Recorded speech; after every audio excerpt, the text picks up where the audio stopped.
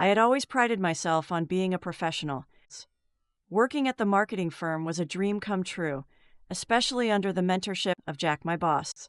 Charismatic and ambitious, he had a way of inspiring his team that made us want to excel. But as I spent more time in the office, I began to sense an undercurrent of something more, a tension that hung in the air whenever we were alone.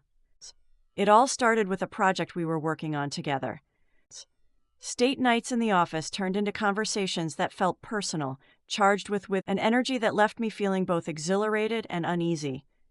I found myself drawn to Jack's intelligence, his passion, and the way he seemed to see not just as an employee, but as someone who mattered. I could tell he appreciated my ideas, often seeking my input during meetings when I least expected it. On Friday evening, after a long week, we were in the office finishing up a presentation for a client. The fluorescent lights cast a sterile glow, but the atmosphere was anything but cold.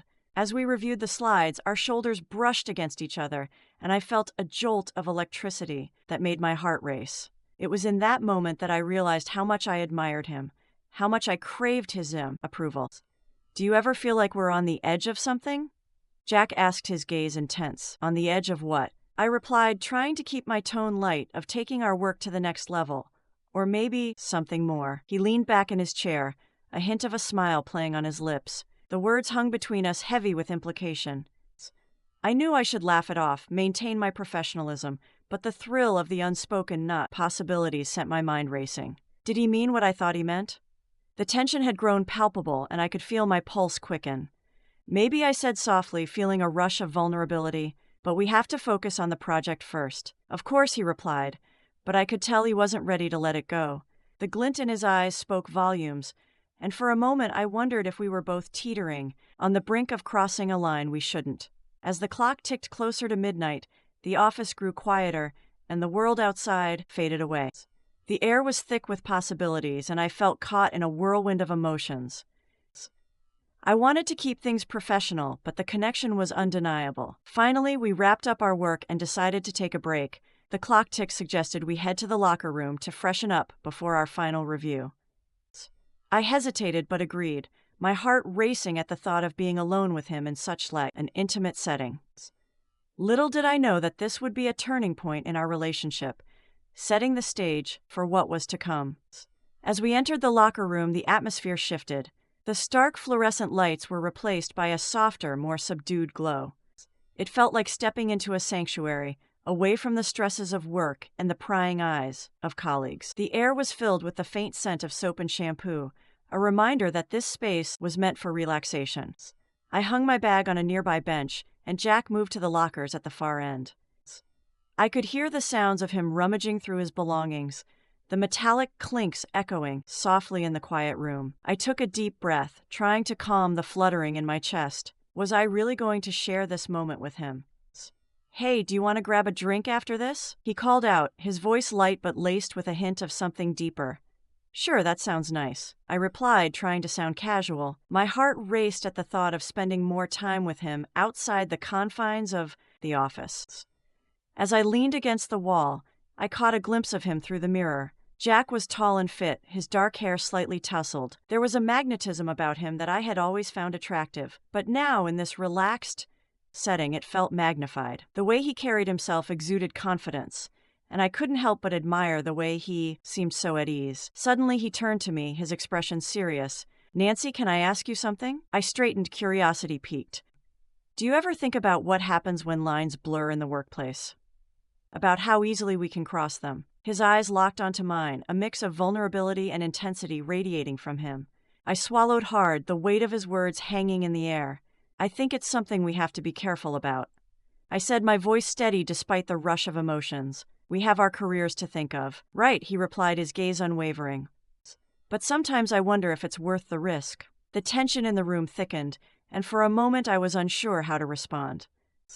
I felt like we were on a tightrope, balancing between professionalism and something much more dangerous. Part of me was exhilarated, but another part was terrified of what this could mean for us. Before I could gather my thoughts, he took a step closer, the distance between us shrinking. I could feel the heat radiating from him, and my breath caught in my throat. This was a moment I had both anticipated and dreaded. Jack, we can't. I started, but he raised a hand, interrupting me. I know, but just for tonight, can we forget about the rules? Just for a little while? His voice was low, earnest, and my resolve began to falter. In that instant, the air crackled with possibilities. The room felt charged, and I could almost hear my heartbeat drowning out all rational thought. I wanted to step back to maintain that boundary, but there was something intoxicating about his words, an allure that made me question everything. The locker room, once a place of mundane routines, had transformed into a crossroads for our relationship, a place where the professional and the personal collided. Just tonight, I whispered, a decision forming in my mind that would change everything. The tension between us escalated as Jack took another step closer. The air was electric, and I felt an overwhelming urge to lean into that connection, to explore the possibilities. But the weight of our professional roles loomed large in my mind. Just tonight, I echoed, feeling both exhilarated and terrified. What did that mean? Would we really cross a line, or was this merely an escape from the pressures of work? Jack searched my eyes as if gauging my willingness to take that leap. We don't have to do anything we're not comfortable with, he assured me, his tone soothing yet charged. But I can't ignore how I feel about you. The honesty in his words was disarming. I had sensed the chemistry between us, but hearing him articulate it made my heart race. I had to admit, I had thought about what it would be like to be more than just colleagues. The idea thrilled me, but I still felt a twinge of caution. Are you sure about this? I asked, my voice barely above a whisper. I could feel the pull between us, a magnetic force drawing me in. Yes, I've thought about it a lot, he replied, his gaze steady. I know the risks, but I can't help but feel that there's something real here. In that moment, my mind flashed to the consequences. I thought about the office gossip, the awkwardness of seeing each other the next day, the potential fallout if things went wrong. Yet a part of me craved the adventure, the thrill of something new and exciting. I think I feel it too, I admitted, a mixture of fear and anticipation coursing through me. But what if it changes everything? It might, Jack acknowledged, stepping even closer. But isn't that what life is about? Taking risks? The air around us thickened with the weight of our unspoken desires. The soft hum of the fluorescent lights faded into the background as I focused entirely on him. The room felt smaller, the world outside forgotten. I knew that what we were about to do could alter our relationship forever. But at that moment, I couldn't bring myself to pull away. I'm willing to find out, I said finally, the words tumbling out before I could second-guess myself. He reached for my hand, his touch igniting a spark that traveled through me. The warmth of his skin against mine felt both exhilarating and terrifying. I glanced around the locker room, as if expecting someone to walk in and shatter this fragile moment. But we were alone, and it was just the two of us. I've wanted to get to know you better, Jack said softly, his thumb brushing against my palm, more than just work.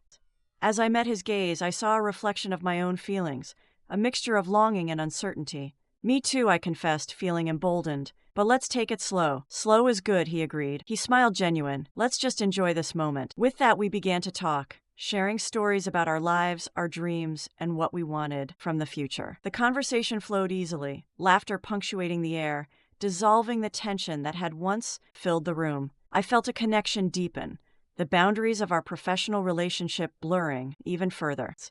But as we continued to talk, I couldn't shake the feeling that this was just the beginning of something complicated. The thrill of the moment was intoxicating, yet the uncertainty loomed like a shadow. As our conversation unfolded, the air between us seemed to crackle with newfound intimacy. We exchanged stories and laughter, sharing moments that felt both vulnerable and exhilarating. It was refreshing to let down my guard, to reveal the parts of myself I had kept hidden behind the facade of professionalism.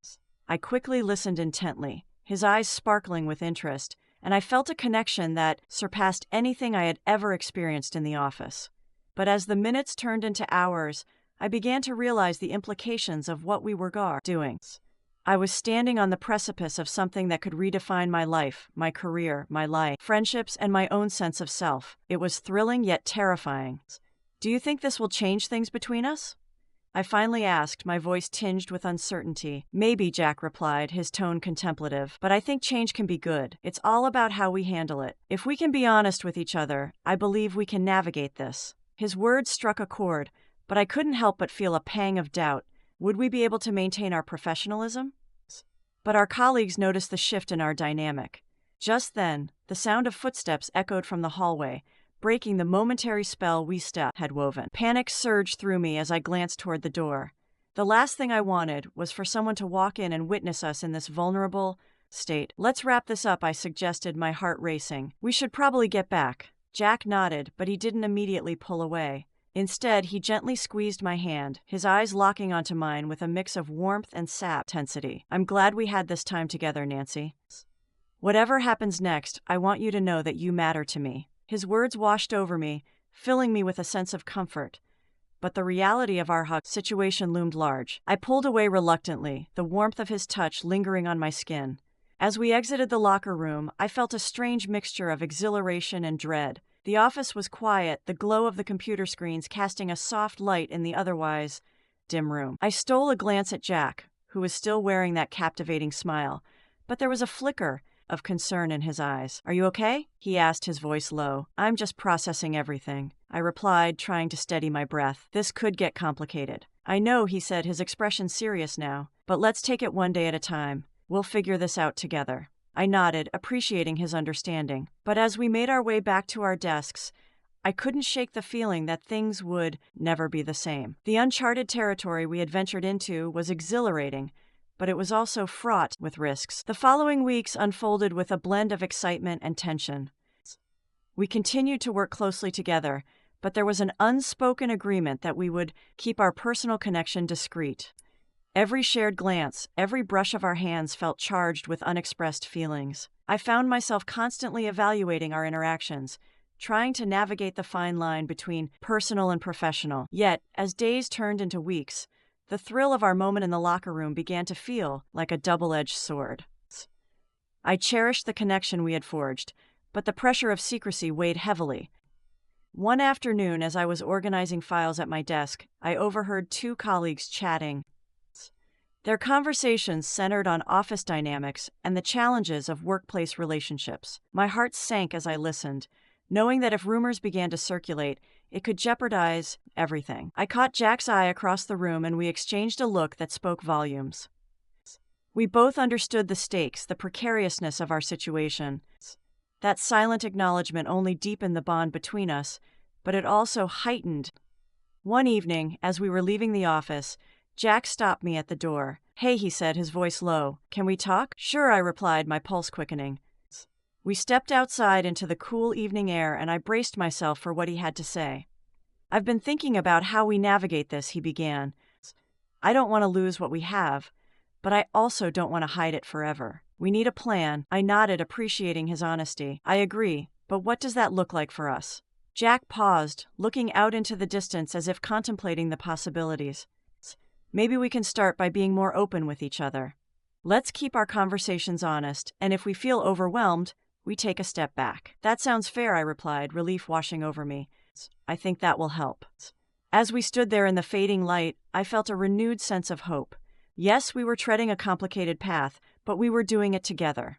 No matter what challenges lay ahead, I knew we had a connection worth nurturing. And with that, we walked back inside, ready to face whatever came next, together.